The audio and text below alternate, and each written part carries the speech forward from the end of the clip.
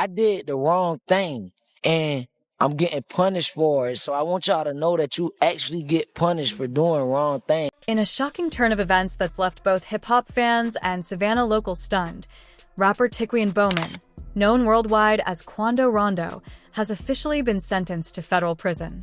The decision marks a sobering chapter in the young artist's turbulent journey, a reminder of how quickly fame can fade when tangled with legal troubles. Instead of dropping new music or performing for fans, Bowman will serve 33 months in federal custody, followed by 3 years of supervised release. For many, this isn't just about one man's downfall. It's a symbol of the ongoing clash between artistry, fame, and street life. The sentence, delivered by U.S. District Judge R. Stan Baker in Georgia, capped off a year-long federal investigation into Bowman's alleged drug distribution activities. Originally, prosecutors accused him of participating in a multi-drug trafficking operation involving marijuana, cocaine, methamphetamine, and fentanyl, charges that carried up to 20 years behind bars. But after months of negotiation, Bowman agreed to a plea deal, admitting guilt to a lesser marijuana-related charge, thereby avoiding the far harsher penalties tied to the other. Do something way more better and positive and show the kids this is cool. Going to school is cool. Playing football from little league to middle school to high school is cool. Doing the right thing and walking down the narcotics. Even so, the repercussions are severe. Though the charge carried a maximum sentence of 5 years, Judge Baker ultimately landed on 33 months, balancing the prosecution's request for 37 months and a $50,000 fine against the defense's plea for leniency. Bowman was ordered to pay just under $40,000, underscoring the court's message: celebrity status doesn't equal immunity.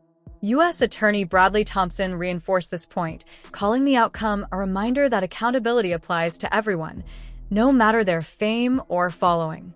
The courtroom told two vastly different stories. Prosecutors portrayed both. Crazy as it sounds, that's enough time to really sit down, rehabilitate myself, come up with some better plans, come out and move forward for my family. Bowman as a once promising star still entangled with his past ties to the Rollin' 60s Crips, a gang with roots in Los Angeles and influence across Georgia. Despite Bowman's claims of leaving that life behind, they argued his image and influence still glorified street culture. Meanwhile, defense attorney Tom Withers offered a more human portrait, one of a young man shaped by trauma, abandonment, and survival.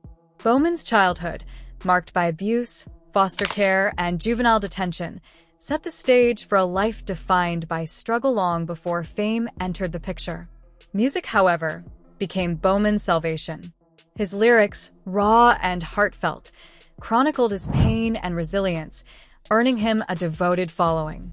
To his fans, Quando Rondo wasn't just a rapper, he was a voice of survival. I did the wrong thing and I'm getting punished for it. So I want y'all to know that you actually get punished for doing wrong things. Just turning chaos into art. Yet, prosecutors claimed that Bowman blurred the line between creativity and crime, allegedly selling marijuana in packaging that featured QR codes linking to his own songs, a move they said glamorized illegal activity. When Bowman addressed the court, he appeared solemn and introspective, a far cry from the defiant persona often seen online. He admitted his mistakes and expressed regret for letting down those who believed in him.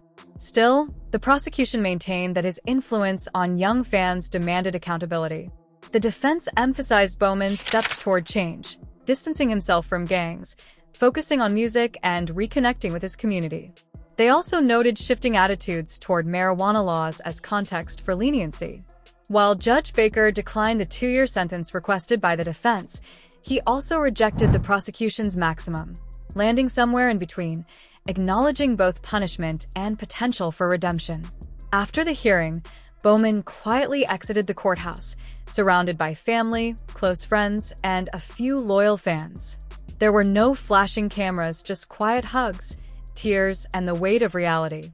Now, as Bowman prepares to spend the holidays behind bars, the hip-hop community is left wondering, will this be his turning point or the end of a promising career? History has shown artists rise again after incarceration, but others never recover. For Quando Rondo, the next chapter is still unwritten. Beyond one man's fate, his story raises deeper questions about the thin line between art and the streets, redemption and relapse, survival and self-destruction. Whatever comes next, one thing is certain.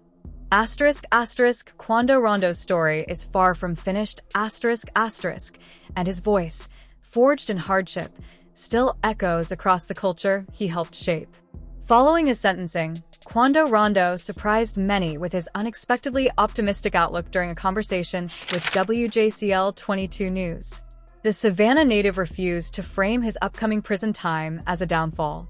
Instead, he described it as a chance to reset his life, a period for growth, reflection, and rebuilding.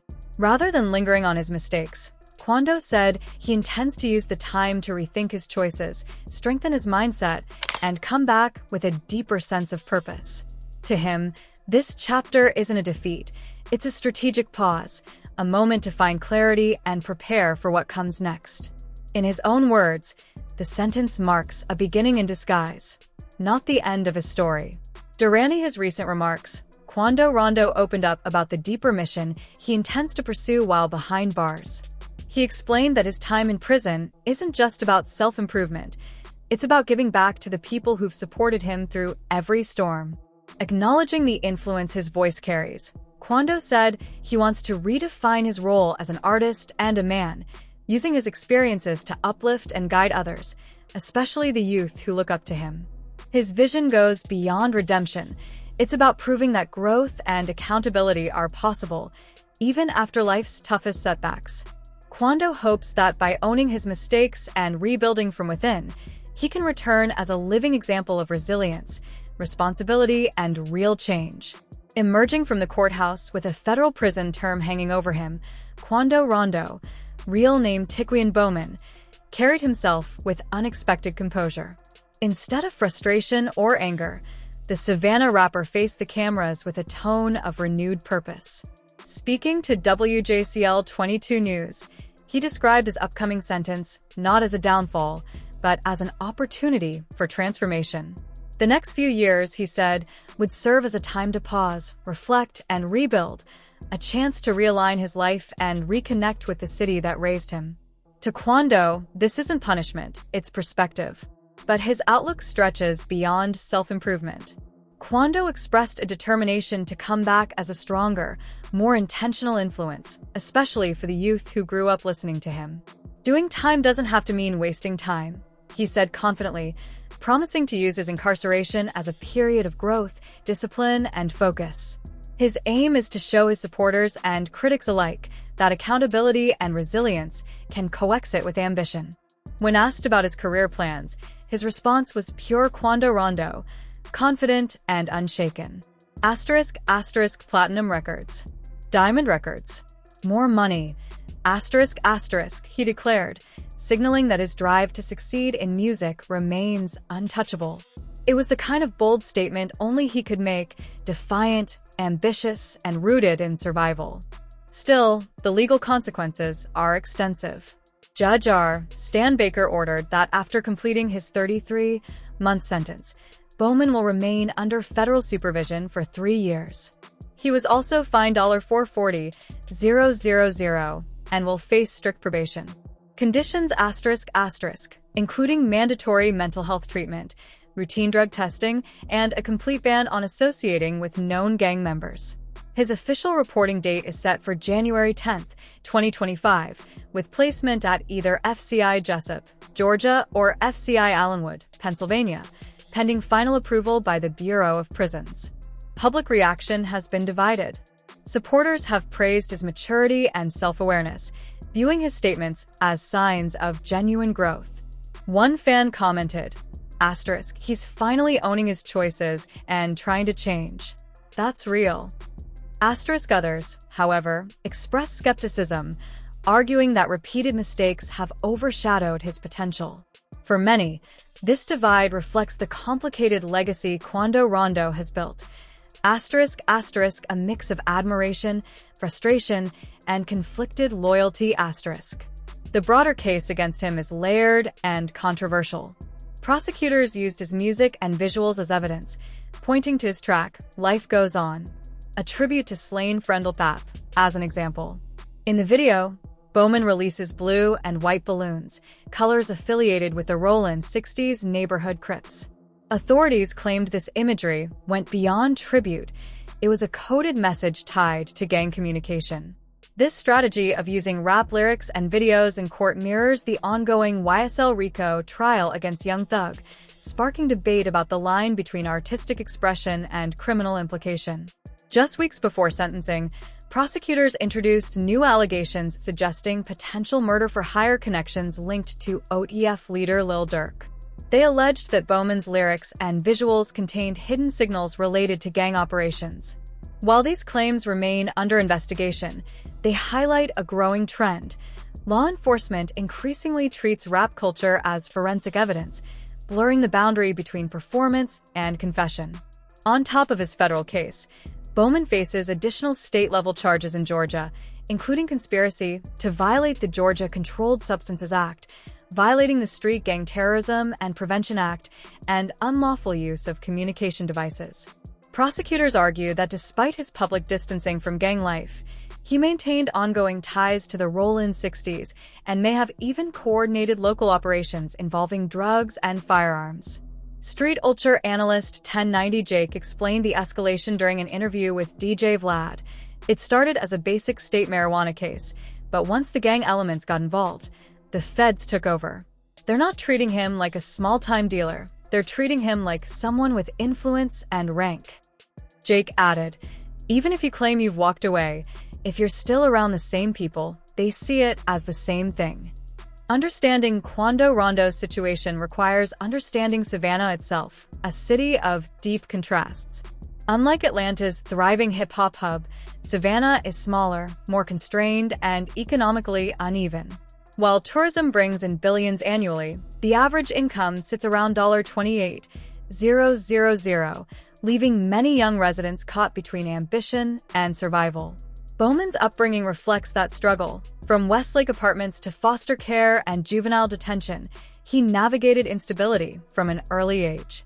By 11, he was already in the system, a cycle that shaped both his worldview and his music. Now, with his surrender date approaching, Quando Rondo's story stands at a crossroads.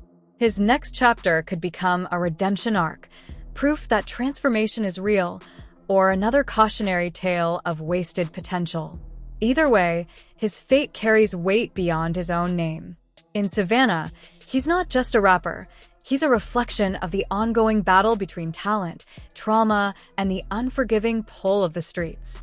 Quando Rondo's *** story has always been one of pain, persistence, and survival, a life marked by chaos long before fame ever entered the picture. Born Tiquian Bowman in Savannah, Georgia, his first brush with the law came at just 11 years old. After a fight with his cousin led to police involvement, he spent a week in juvenile detention. Though the incident seemed minor, it set the tone for a life repeatedly colliding with authority. By 13, rumors circulated that he'd cut off his ankle monitor and resorted to breaking into homes just to get by. With no stable home life or parental guidance, the streets became his teachers, shaping the boy who would one day call himself Quando Rondo. Around 2010, members of the Rollin 60s neighborhood Crips began establishing a presence in Georgia, including Savannah and Macon. For young Bowman, seeking acceptance and belonging, the gang's influence was magnetic.